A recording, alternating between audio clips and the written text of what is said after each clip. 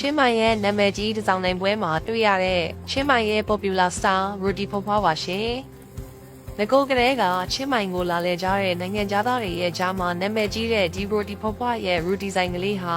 ဒီတစ်စောင်းနိုင်ကာလမှာရောင်းအားနှစ်ဆဖြစ်သွားပါရဲ့ရှင်။ဒီမှာကြည့်ပါရှင်ဒီကနိုင်ငံသားတွေအားလုံးဒီရူဒီဖွားဖွားရဲ့ရူဒီကိုစားဖို့စောင့်နေကြတာဖြစ်ပါတယ်ရှင်။နိုင်ငံသားတွေကလည်းတော်တော်ကိုစုံပါတယ်ရှင်။အဲ့တဲ့ဒီဘက်ကကြည့်ရင်လည်းချင်းမိုင်ရောက်တုံးလေးမှစားရတာဆိုတော့လေစောင့်ပြီးတော့စားပေါ်ကြတဲ့သဘောပါပဲရှင်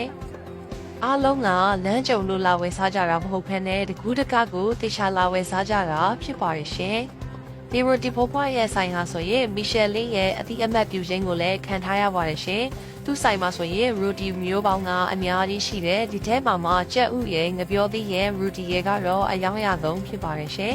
ဈေးလေးတွေကတော့25ဘတ်ကနေစပြီးတော့ပေါ့နော်35ဘတ်ပတ်40ဘတ်50ထိအမျိုးမျိုးရှိပါတယ်ရှင်။ဘဘွားကတော့လူတွေအရမ်းများလို့နည်းနည်းလေးစိတ်ဖိစီးနေတယ်ဒါပေမဲ့ပုတ်ပုတ်ပါပါလေးပဲကြုံနေပါတယ်ရှင်။